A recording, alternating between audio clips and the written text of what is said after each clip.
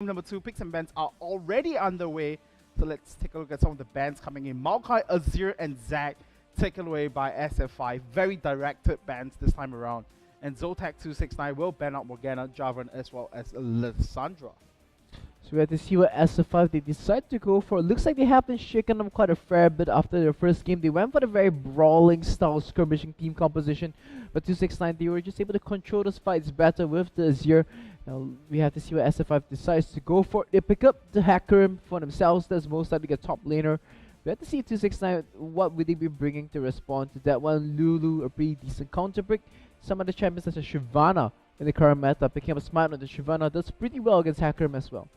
Yeah, and we'll see what's going to be the case for these guys, of course. And I think SF5 definitely going the right direction this time around, taking both the Azir as well as the Zac away from 269 is definitely going to be a huge cripple.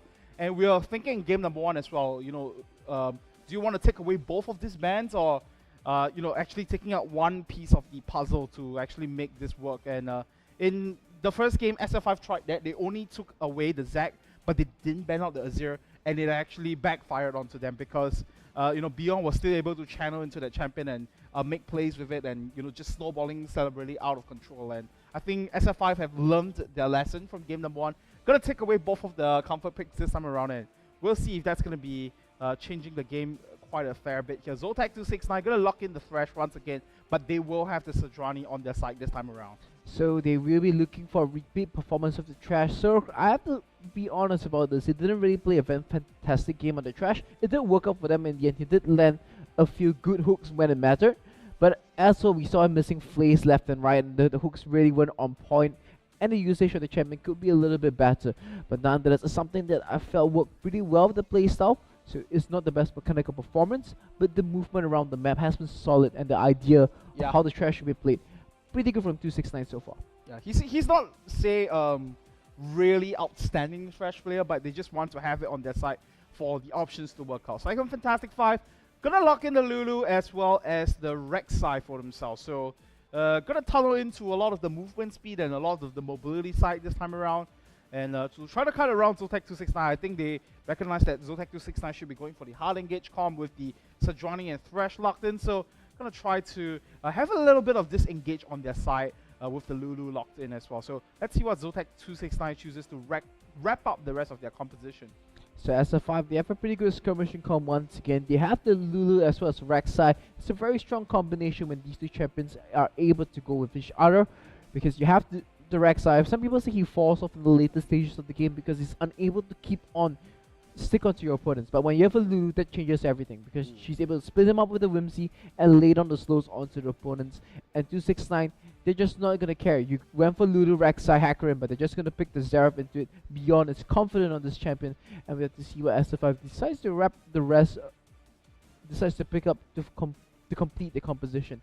So the Lulu currently can go into the mid lane, can go into support as well. So we have to see what this last pick will be coming for themselves. They're hovering over Kalista at the moment. Are in the mid lane pretty decent against the Xerath. I felt that Vladimir would be sort of decent here, because he's able to sustain out against the Xerath poke and would do very well with a Lulu composition. But Ari, just to go in there, make sure that they can get the engage and cash into Beyond, definitely an option as well. Yeah, if they do lock in the Ari for themselves, I would say it's a pretty good pick, yeah. So, you know, you did call it out. And the thing as well is that if Optimus was the one bringing the Lulu into the mid lane going up against the Xerath, there isn't that big of a kill threat for the Lulu pick here. So, you know, right now having the Ari in the mix just enables the, you know, the pick comp to actually work out for these guys, and to have the additional damage threat and something to start off the fights, to say the least. And right now, Minus going onto that Corki once again. So trying to actually show Celebrity, say, you know what, you had a fantastic Corki game. I'm going to try to do the same. And this time around, I'm going to have a lot more of that powerhouse picks on my side, with the Rek'Sai locked in, with the Hackerin locked in as well. This is rather interesting. 269. We have mentioned before, they aren't afraid to innovate, especially in the top lane. We've seen them put out the Poppy before. They were one of the first few teams to stop playing the Hacker in the top lane. And now, hovering over LeBlanc over here, AD LeBlanc in the top lane. I'm not a very big fan of it, but it has a rather cheesy power spikes in the earlier stages, and that definitely might be coming true for them. Against Hackrim, I have to feel a little bit cautious because Hackrim does well against these casters in general, but if King J can't get the jukes in, is able to outsmart Azizi in the top lane, that might work out in the favor of 269. Yeah, so we are gonna have a really interesting game on our sleeves here, and it does look like Beyond is putting the respects to Optimus this time around. Gonna go for the double, defensive summoner spell this time around with the flash as well as the ghost in this case. So let's see how that one's gonna work out. Then we are gonna jump into the game. Before that, Jeff, any final touches to the team comms here? I mean, Ghost is a rather interesting summoner spell coming from Beyond. Usually we see Hugh being picked up, or maybe even the Cleanse, considering that you're going up against an Ari or as well as a Lulu. But perhaps the Ghost, not really sure what he's trying to achieve with that one. Is going to let him kite quite a little bit better. But with that, let's bring up the video to find out what's so special about the Saigon Fantastic 5.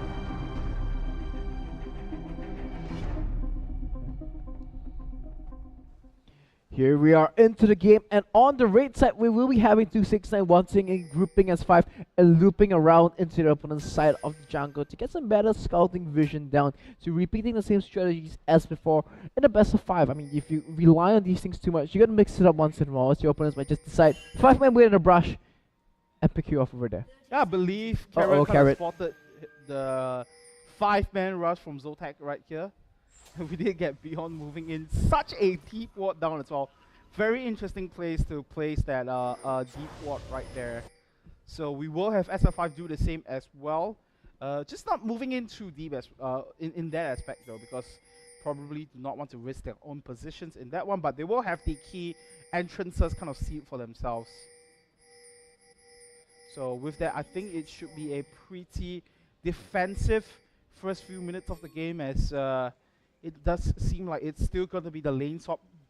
It's still going to be the lane swap coming into play here, with Minus and Carrot moving into the top lane, and Celebrity as well start going into the normal lane setups. I'm just finding it really curious as to why SF5 would elect to lane swap in such a scenario, because when you have the Lulu Corki, it's a very strong lane in the bottom, and you got a pretty decent bully lane, and Hacker against LeBlanc.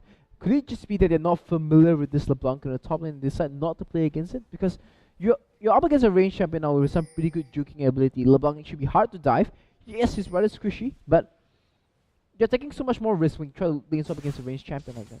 Yeah, so I do think it's the unfamiliar factor coming into play here, but I'm slightly concerned for Minus in that case, because in a lot of times in these lane swap scenarios, we do get the support players kind of just roaming around and trying to make plays in other parts of the map. But if we do eventually get into that lane swap situation, then you have that LeBlanc going up against the Hockey. Might be in a whoa. Before that, looks like the Horseman isn't quite as powerful as the Crux in that case. I mean, another thing that I was talking about is why did Azizi not go for Smite? I mean, they knew that they were going to be in a lane swap scenario, and we have seen Smite hacker him a few times before already.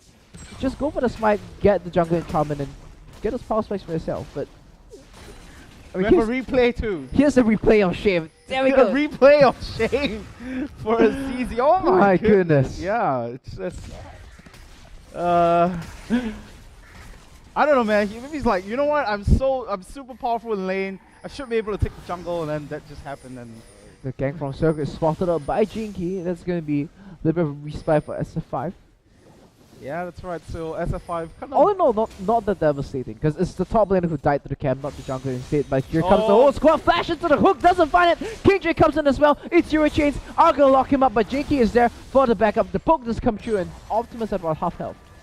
Yeah. 4 members strong moving into the mid lane here, kind of committing to the call as well. Optimus gonna flash out of the. Gonna use both the cleanse as well as the flash to make sure that he's gonna be in safe range, but. Right now we do see that Zotac 269 really tunneling into helping beyond. King J now chasing towards Jinky in that case, but they know for a fact they don't really have the lockdown to try to keep him in place, so gonna give up on that chase for now. Optimus gonna come around and they will spot out both Heaven as well as King J in that case. A lot of map movements actually coming into place for both teams here. This is really weird from 269. I mean, when they were on the blue side, and when they were swapped against, this made a lot of sense to just move and take control of the bottom side of the map and then convert the pressure into Dragon. But now that they are the ones, it's a similar scenario. They were swapped against once again, and I think they got a little bit too overzealous in wanting to contest this bottom side of the map, and now they find themselves in a 4v3 scenario, and once again they're just losing all this experience by simply not having efficient allocations around the map. Yeah, that's why they're gonna pull Azizi in, but that's one of the strengths of that solo lane hacker is that you will be able to use the W to just quickly regen yourself back up. You are not in immediate kill threat if they can't burst you down immediately. So that's buying a lot of miners once again, a lot of time for miners in the top lane to just farm out, get the experience lead, and very deja vu-ish towards game on. Right now we do get Jinky getting pulled in for that one, getting chunked quite low as well, but he will be able to get out of range there with the rest of the team helping him out. So 269, they're putting lots of pressure into the bottom lane, but the hacker is still able to pick up some farm, 16 CS to 4 CS, and lots of additional experience with the King J as well. So, I mean, this LeBlanc pick is supposed to be a rather cheesy pick in the earlier stages, but I have to say SF5, they're just handling this lane sort better, and this might create some problems for King J later on, should they decide to default back into a 1v1 in the top lane. Yeah, that's right. We'll see if the LeBlanc disadvantage is going to cost them some troubles later on. And right now we do have the... We are still effectively seeing the lane swap here, but it is going to be Celebrity as well as taking on the top laner as well as the support from Saigon Fantastic 5. And we did get Jinky wrapping around to the back end over here, but he will get spotted out by the Trinket Ward that was placed out earlier by Cirque, and gonna force them to play a bit more defensive from now on. And the Praise Seeker is gonna be a clear indication as well. We do get King J. Is he gonna try to cheese out miners in this case by hiding in the bush? I don't quite think that he has enough damage to finish him off with the burst combo for now. So we'll see how that eventually plays out. A level 6 Corki against a level 3 LeBlanc. I mean, all he can do right now is just hide in the bush and take EXPs. Level 3, he gets level 4. Corki has missiles at this point. The moment the LeBlanc shows, he's not going to be getting anything else in this lane. Minus the spot him out, and this is where the zone is going to be coming in. That's the first missile. Just going to be looking for it here. Never mind, back to the bottom lane. I mean, in comparison, Azizi able to pick up all this farm, all this experience rather easily. Level 5 on the hack rim, LeBlanc only hitting level 4. Yeah, so like you mentioned, Saigon Fantastic 5 just dealing with the lane swap situation with a much better fashion, and the question now comes back around to why did actually Zotac 269 try to divert so much attention down the bottom lane, because they could try to actually use this advantage, or rather this composition to their advantage. We did see Carrot flashing away from Heaven as well as Beyond, and right now down the bottom lane we do see the TP coming around. Optimus gonna pick up first blood on the back of Azizi, still taking so much damage. He's gonna go down to King J over here. That's gonna help him out quite a fair bit in the experience department. Gonna pop that the image coming up as well, but in the end it is gonna be a 1-for-1 exchange. And in exchange, 269 are able to pressure the mid lane as well, so a very interesting allocation of members around the map so far. Consistently sacking all this top lane experience, but they knew that RE wouldn't be in the mid lane as well. They're kind of even as well. You lose one wave in the top lane, you open lose one in the mid lane. Rather even so far, but you have to note that King JK's teleport is down, and we actually see the Hackrim teleporting to the mid lane to pick up all the EXP for himself. Yeah, that's right. So Saigon Fantastic 5, they're not too concerned with that 1 or 2 kills that Zotac 269 has picked up. Instead, looking at the bigger picture here, gonna try to shove up the top lane and pick that turret up for themselves, and indeed they do getting that global goal secured, and like you mentioned, getting a ZZ back into the mid lane to just get as much farm as possible. And even though he's 0-2-1, still catching up in terms of goal because of that humongous amount of CS that he has been able to just secure for himself. Oh, this is interesting. I mean, the Hacker was not on the same page as the rest of the team, so he's going to be returning back to the lane a little bit delayed. So that's going to be giving KingJ a little bit of breathing space here. I mean, you're just that far behind the levels at the moment. The moment Hacker goes into the lane, KingJ is going to have such a hard time. In fact, he's still choosing to stay around. He does find Surf, gets the audacious charge into him.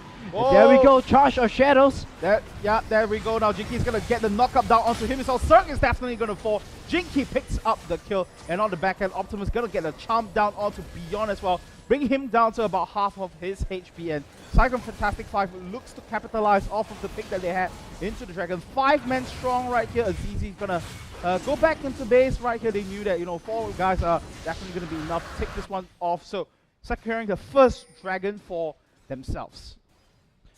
The thing that went well for 269 all the time is that Azizi staying around in the bottom side of the map just means that KingJ is able to get the level 6, equal up the experience, and try to close the farm gap a little bit. But nonetheless, they did lose the fight, they gave up a pick over there, so if they were able to execute a little bit more cleanly, not lose Cirque in this kind of situation, I would have felt that they might actually have benefited from it. Yeah, that's right. So essentially what's happening here is that with the experience now kind of evening itself back around, we do have SF5 coming ahead of the early game shenanigan with a 1 turret and 1 dragon lead. And with how the team comp is working out, I do feel like that's gonna help our SF5 quite a fair bit. Azizi now gonna actually push KingJ back for a bit. Jinky gonna burrow a little bit too early off of that one, so not quite getting the knockout onto KingJ on that case. It is a flash blow from the LeBlanc nonetheless, and against Azizi, a champion without flash, that is going to mean that KingJ is now fair game for Azizi to simply just go in, get the damage in, and hit like a truck. Yeah, that's right. So we'll see if he'll be able to do that. Once again, a return gang to the top lane. Jinky is going to use that juke around from KingJ though. Just topsy-turvy for this guys, but here comes Heaven, gonna back up Jinky in that case. He's gonna use the tunnels to get out of there into the Dragon Pit, and gonna use the second one to get out of there, and a lot of mobility is just working out so well for Jinky in that case, but he's still gonna be picked off by Beyond at the back end though. I believe the Rite of the Arcane was used there. No, not quite. So it's just a simple spell rotations that picked up the kill off of that one, and that's gonna give a lot of space for Beyond and Heaven to work with in the mid lane. This next time they set up the trap, they knew that Jinky would be putting some pressure onto the top lane. They respond to that well, put the right members at the right time, and looks like outside of the early game, past the 10-minute stage, this is where 269 they clean up the game a lot more. Yeah, and we're gonna see the replay of that one. So we saw Jinky just kind of tulling around twice, and unfortunately for him, he was just met with Beyond on the back end here. So a simple few spell rotations was able to take out the case, and Cirque now pulling minus in. Will we see the fight come around? A huge combo off of that. It's gonna pick up the kills. Celebrity as well as Heaven each picked up 1 kill for themselves. So Zotac 269 making each map movement count. What we saw earlier was Optimus actually moving down but not being fruitful at all, and now KingJ is gonna go up 1v1 against Azizi. He's gonna get locked out by the thorough chains there, and KingJ is gonna have a lot of space to work around, and he's gonna go back and just not have any nonsense whatsoever from this horseman. So 269, although they came up behind slightly of the early game lanes of shenanigans, which is right on point. The moment these rotations open, they're just so good at it. You just go and have the right members at the right places, and Surf was able to find a crucial hook in the bottom lane. The rest of the team collapsed down as well, and they're able to pick up and get a goal lead for themselves, despite SF5 having such a strong lead start coming in. Yeah, and I feel like this has been showing in game number 1 as well. They punish Zotac 269 in the first 5 minutes of the game when they make bad, lane swap calls, and subsequently after that, they just give all this advantage back to Zotac 269. Kind of deja vu for SF5, just losing out on the skirmishes the moment 269 starts to move around the map. We have to see if they can try to compensate for that. Now the Hacker has picked up the Mercury threats. We see he is going to be going for those home guard TP plays. They try to set a trap there for Surf. A little bit slow on the timing. Surf still able to get the ward down in a rather safe manner. ZZ gonna try to clear out the Rift Scuttler for himself, and the huge dash from the Rift Scuttler is actually gonna repel him from trying to finish off that one. He knows that Heaven as well as Cirque is actually right around the corner, so gonna give that little bit of vision away to Zotac 269 for the best parts of it. And Zotac 269 looking to move deep into enemy territory right there. And is that going to be a mistake though? That's right, Optimus is going to use the charm. And here comes the Glacier Prison on the back end. We do see King J getting picked off by Azizi though. Optimus going to try to finish off the kill onto Sir. Last hit of damage, not quite getting there. But Azizi going to try to back him up. A huge stun now from Beyond. Going to pick up the kill. Optimus does finally finish off Cirque though. And now Minus is on the chase onto Heaven. Beyond is still waiting for that stun to come back around, shocking up, not quite landing as of yet. Will we see Jinky go in for the Unburrow? Does not quite get the knockup, so that's gonna be the end of the fight for that one. We did see Beyond pop the Ghost as well to just get the extra mobility to get out of that skirmish. 269 getting a little bit too greedy over there in the top side of the map, and SF5 now right on point with the response. They clean up the team fighting from the first game. This time they have much more options, and Beyond does that the pesky Empress Divide to split up the fight anymore. So SF5, they win the next skirmish and they tie things up 4-4, but that's not the end of it. Celebrity goes hunting for Carrot. Yeah, but Carrot's just gonna recall in a very safe position over here, and we do see right now Optimus picking up that Affine's Unholy Grail, and in patch 5.6, the current patch that the Tournament Realm is playing on, it's on 5.6, and there is going to be a significant buff to Affine's Unholy Grail, going back to 100% mana regeneration, and upon kill, restores 30% of the maximum mana. So probably one of the most optimal items to build into for Ahri in this case. You get the extra bit of magic resist to deal with Zera, and of course when you get the picks, you will get your mana to do something else with your spell rotations. 1-0 and 2 on the Sojourning. Since the help already completed, Heaven will be able to find some much better fights right now with those items completed. Getting some cooldown reduction for himself as well. SF5, they're gonna pick up this dragon. Steal attempt comes in from Beyond, not very successful. That's right, 2 dragons to none now for Saigon Fantastic 5. So looks like both teams here, the Blues are having a small advantage, but Zotac 269 wasting no time whatsoever, gonna group up in the mid lane to balance out their global objective. So they will trade 1 dragon for 1 turret over here. I think Zotac 269 is going to be quite happy with that result right there. Going to get more global gold for themselves. I'm just wondering why the SF5 not choose to engage. The Hacker was in the base. They had the perfect setup for the home guard. Flank them from the back. Have the Ahri come in to splash from the front. They had all those things line up for them. And 269, they were extended in the mid lane. So SF5 a little bit too hesitant to pull the trigger. I guess this is the nerves of playing on the big stage. You don't really have the guts to make this very gutsy big plays.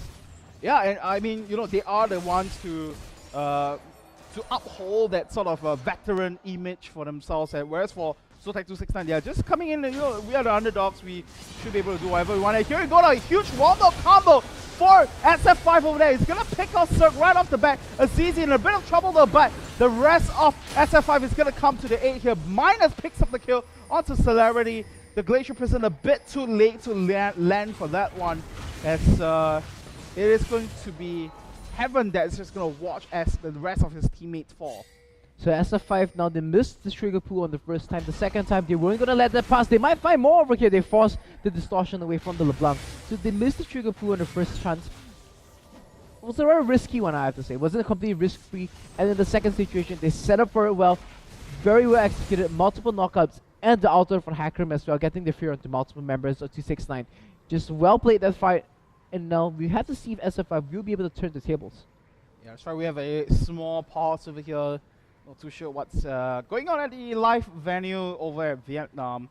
Hopefully we can resolve this as quickly as possible. And something I just realized about these two teams is that every time so far from the 2 games that we have seen, the team that's on the blue side has a small advantage when it comes to securing the early dragons by itself. So we'll see if that trend plays out in the next few games or so.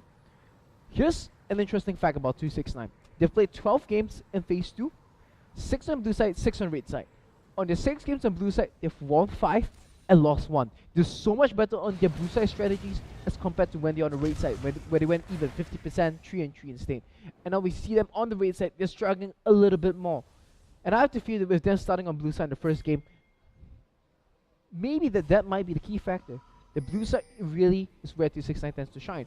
But nonetheless, we have to see if they're able to clean up their red side play and how well they're going to be doing in this situation.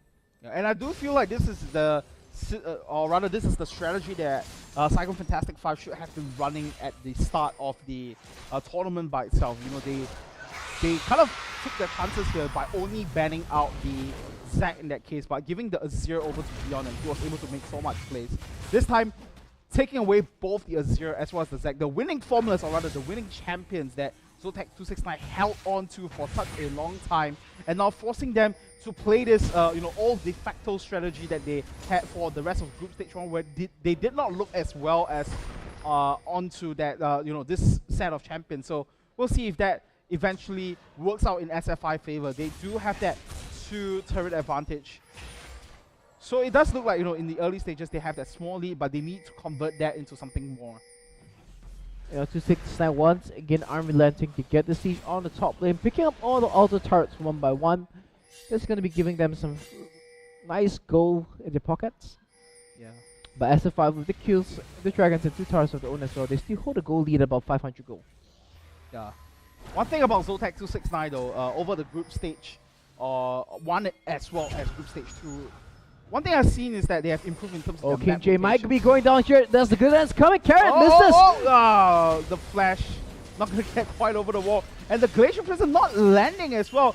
Rather, the Arcane's going to come down to rain onto Carrot, but not enough damage to finish him off. And in the mid lane as well, we're going to see Jinky go all in onto Celebrity. It is a 1-for-1 trade, but end of the day, Celebrity still stays alive. And the rest of Zotac 269 is finally coming to the aid of the AD carry in this case.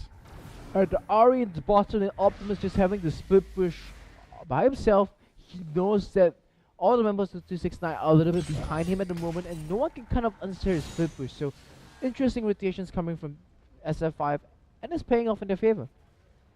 Yeah, that's why I'm giving a bit more experience lead now to Optimus. As you can see, he's 1 level up against Beyond in that case, putting a small CSP as well. But right now we do see Heaven in a very awkward situation right here. The rest of Zotac 269 coming to aid him though. Jinky gonna get caught out of position right here. It's gonna be King J that picks up a kill, but here comes the Spirit Rush from Optimus, picks up 1 kill. Gonna look for Cirque this time around, but Beyond is already there to back up the rest of the team. So he's gonna be happy with that 1-to-1 trade right here and gonna back off for now. Now that was the Optimus that we were so used to seeing in the previous seasons. The very strong mechanical play around these champions, just able to judge the fights really well.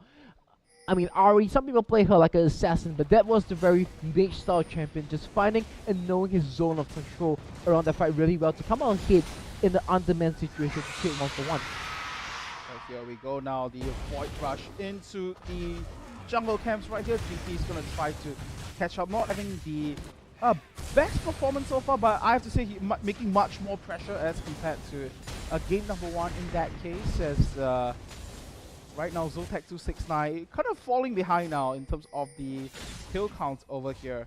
And like you mentioned, you know, Optimus is slowly and steadily building himself back into that monstrous position that we have seen him be at one stage of his pro gaming career.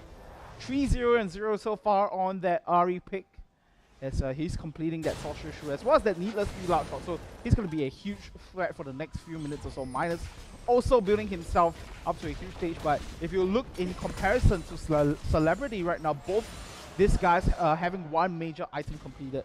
So we can expect a lot of, you know, straight up 100-0 action from these 2 guys.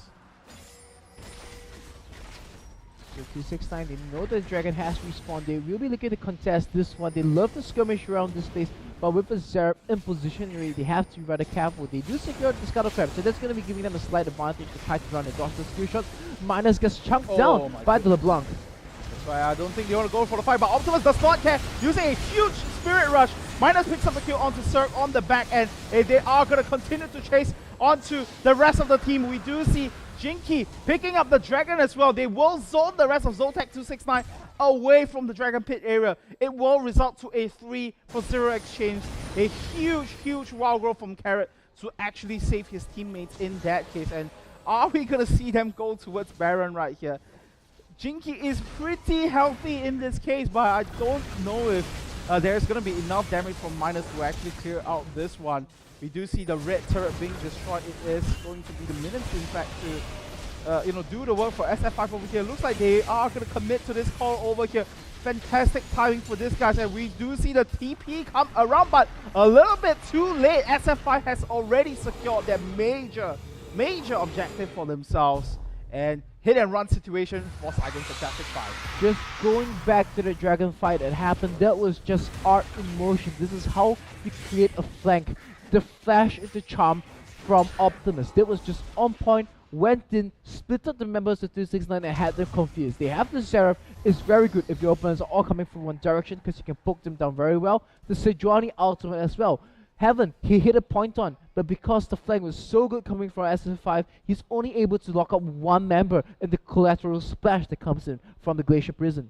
Yeah, exactly. And once again, props to Optimus, like you mentioned, with the Flash Charm. And if you notice the Spirit Rush as well, when he went in for the very first chunk, it actually hit most of the members from Zotac 269, so maximizing the damage off of that one and not just using that to, just based on mobility. And we'll have a replay to actually see the fight itself. So here we see the flank coming, we see the Corki on the left side just kiting away from the pain sources, and Optimus already in from the right side. Azizi dodging out everything, getting the teleport in, and the Zerf is split from the rest of the team right now. Celebrity and King J are just easy pickings at this point of time. Azizi knows his state, turns around, tries to find Heaven instead, and in all the time, Jinky is still able to pick up the dragon for themselves. 269 a little bit too rushed, and they get caught in SF5's trap.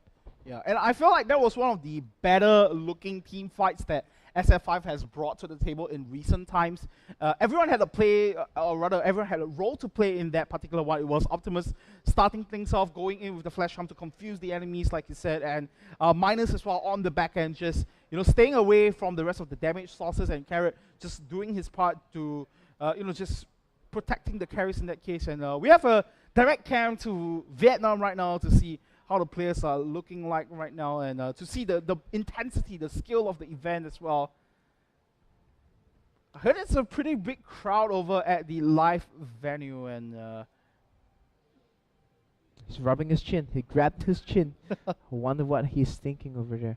I mean, it is important to note that the players are not allowed to talk about the game during these pauses itself. So that's why we see them in a rather somber state at the moment, just making sure that the technicalities all can be cleared out. This is the Zotac 269 team. Looks like the top lane is having some issues. Here we have the all-star SF5 team, Optimus. The third player sitting in the center over there. yeah, that's right. A very high stakes games for both guys, of course. As the Vietnam side has a replay as well, so we can talk about the. I don't the mind fight just again. looking at this again. So King J was the one who got caught by the Flash Charm. That was really well played. And with the LeBlanc just getting locked down so early on, you force the passive. It's just going to be reducing so much of a skirmishing power. They do get Carrot in that one, but just look at it. Beyond, just can't do anything. Just getting completely zoned from the fight. But Azizi over here, and Heaven, he just gets saved by the Zeref. But I think Azizi does find him in the end. Yeah. So No, he does escape. So, oh well. And I really like the fact that once SF5 have zeroed in that, okay, we already have Optimus diving in. They could just finish off the dragon, and it was Jinky to just stick around. Dragon was already low, pick up that free objective for themselves. As you can see right here in the live stadium, huge crowd supporting the teams playing today. So hopefully we can resolve the technical issues for these guys as quickly as possible. If we can get updates, we'll let you know. But for now, just enjoy the live feed of what's going on in the stadium itself that both teams are playing in. Water bottles by the side as well. Remember to stay hydrated, people. Very important, man. Not only as sports players, as esports players as well. You gotta have that hydration. I mean, career injuries, hear about it all the time. Carpal tunnel syndrome, getting cuts from your keyboard, getting cuts from your mice. I did cut my finger once while playing League of Legends. Are you so you got cut from your keyboard? Yeah, it's a dangerous game we're playing here, Wow, high stakes game, man. So do you get any I would be thinking, if you were to put in sports analogy, will they get insurance for their fingers or their wrists and stuff like that? Think about it. Would Faker have wrist insurance?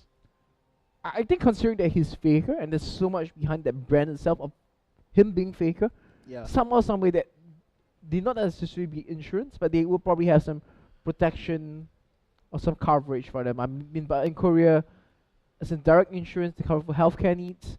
Yeah. Not sure if they have it, but like carpal tunnel syndrome has affected quite a few players before. So just looking back at League of Legends, Toys, Yeah. the most prominent case in Korea. For StarCraft, there was MVP. Man. Gotta protect your wrist, guys. Get protected. Do your stretches every day before you play. Stretch it down, stretch it up. like if you play badminton before, you know what I'm talking about. It's very important. I mean, it really does help. It really does help. I mean, because back then when I was playing lots of StarCraft, Okay. I'll be playing like 8 hours, 10 hours a day, and it did hurt. It did hurt. My wrist did hurt. Okay. So I cut down, and Oh. to prevent myself from getting any injuries, I did do all these stretching exercises. So here we are, back into the game. I hope that they had some good warm down time, warm up time, whatever you want to call it. Do their wrist stretches as well. Don't get injured in this game, man. It's not funny when you're 17 years old and you're having Oh, like yeah. rheumatism in your right wrist. Yeah, that's gonna definitely have an impact for the rest of the life. But speaking about injuries, I think what Zotac 269 wants to do now is not bleed out that much advantage to SF5 anymore. But as I say that, it is a Baron buffed up SF5, and it's also SF5 sitting at a 6,000 goal lead with a 6 kill advantage with 3 dragons as well. So I would dare say they pretty much have the mid game in the back here, but will they be able to close off the game? That is going to be the huge question, because in game number 1, Zotac 269 almost closed out the game when the game actually hit this point of the match. I like the way that they've allocated themselves 1-3-1 at the moment. Optimus in the bottom lane, the only member of 269 that can deal with him will be the Xerath. And if you put the Xerath away from the mid lane to wave clear, the siege coming in from the rest of the squad. Oh, Optimus gets caught. He does find Xerath, but 269 is there for the return kill. Yeah, that's right. But I think Saigon Fantastic Fire are just concerned with the objective game right now. You know, they pick up 2 turrets in succession, one in the mid lane, one in the bottom as well, and Azizi looking to take out the third one here, with King J being the only man on defense point here.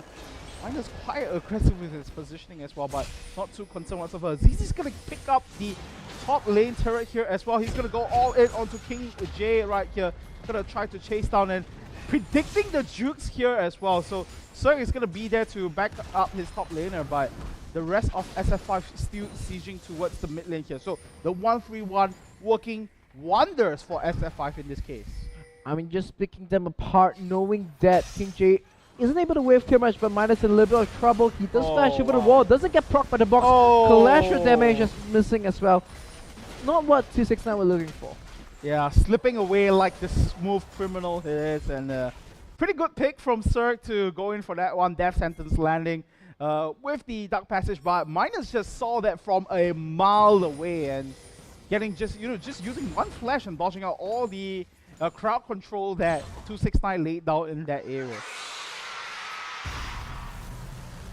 269, they continue to send beyond to this bottom lane to do Optimus. Optimus picking up the Luden's Echo on the RE as well. That's going to be giving him some additional burst damage. So in this case, the RE isn't going to be looking for very extended if I just go in, Spirit Rush, Charm, blow up somebody. What do you think of Luden's Echo as an item? I think it's a very situational pick. You want to pick it in like these assassin champions, where it gives champions like Ari, Diana a little bit of additional mobility to find the key assassination targets. Just drop all your spells onto them and then drop stun. So this is the kind of scenario that they're looking for. You want to find the Xerath instead of like doing maximum AoE damage like you might see someone go for if you were to do a death cap instate. You're just finding to assassinate one target rather than maximizing your damage as an AP carry. Alright, we'll see if that's going to be the case for Optimus this time around. Firmly in control with that 9,000 goal lead, perhaps looking to position around the Dragon Pit, secure some vision around the area, and just continue to siege down. Once Dragon comes back around, going to rotate to that area. And Azizi does have the teleport up, I believe.